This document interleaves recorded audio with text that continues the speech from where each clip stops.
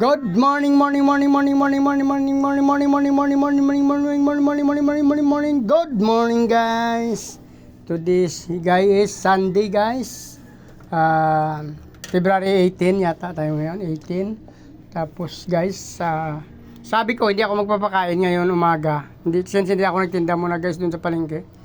Kasi nakikita ko dun sa aking tab na glass, guys. Maraming namamatay na mga fry.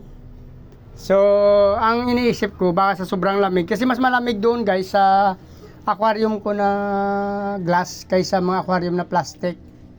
So, nag-check muna ako dito, guys. Magpapakain na sana ako ngayon. Si medyo tanghali na. So, may nakita tayong fry muna, guys. Hindi pa ako nakapagpakain dito sa aking black Moscow, guys.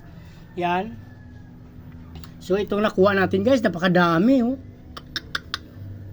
Hindi ko lang alam, guys, kung ilang mami ang nagbuga dyan. Kasi ang buntis dyan talaga, isa lang yung malaki ng big mama na yan, guys. So wala na, oh. So ito yung nakuha natin. So may napansin pa ako, guys, sa katabi niya. Yung mineral water tub din yan, guys. So yan, oh.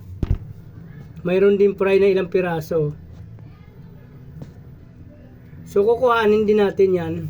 Isasama natin dito sa dito. Since parehas naman sila black Moscow. Yun, guys, ilang piraso lang. Yun, may mga fry din doon, guys. At the same time, guys, yung ating feeder.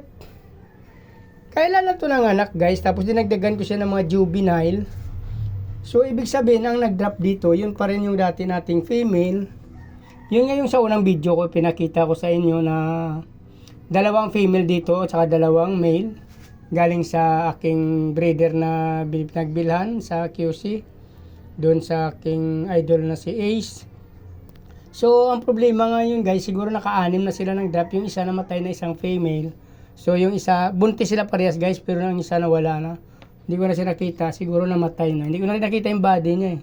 Siguro sumama na dyan sa tubig, guys. Yung napabayaan ko nga rin. Pakain ako ng pakain. So, bigla ko na lang siya nakita. Twice na ako napakain na. Sabi, hindi ko siya nakita. So, wala na talaga siya, namatay na. So, yung isa, nanganak na to, yung isang ulit na female na ulit yung malaki. Pero nagdagdag tayo ng mga juvie dyan na 5 piraso, guys. Oh. Tapos nagdagdag din ako ng male dyan. Ay, no. Female lang dinagdag natin na 4. Ayun ang pinaka-orig dyan yung malaki na yun. Oh. Nagdagan natin ito ng female na 1, 2, 3, 4, guys, na hindi pa siya ganong malaki, mga juvie. Pero ngayon malaki na sila, guys. Semi-adult na. So, may nagbuga na naman sila ulit, guys. May nakita pa tayong fry, oh. Ito, guys, oh. Napakadami pa rin. May nakita pa tayo, guys. Kukunin natin. Tapos, bukod pa dito, guys. Babalikan natin yung fry dyan. Bukod pa, guys. May napansin pa ako dito na isang tab pa, oh. Yun. Okay. Marami rin fry, oh. Yan, oh. Yan, may mga fry din dyan, guys. Yan. So, dalawang mineral water, tsaka isang feeder, tsaka isang dito, guys, oh, sa ating hybrid. Meron tayong kukain, dami, oh. Kala ko kaunti. Hindi naman napakarami, guys. So, babalikan na natin yung muna yung feeder na to, tapos yung doon sa may mineral water, kunin na rin natin. May ano rin doon. Iwalay ko kasi itong ating feeder, tsaka yung black Moscow, guys. Yung sa hybrid, iwalay din natin. So, may napapansin pa ako dito sa aking feeder. Kuhanin pa natin.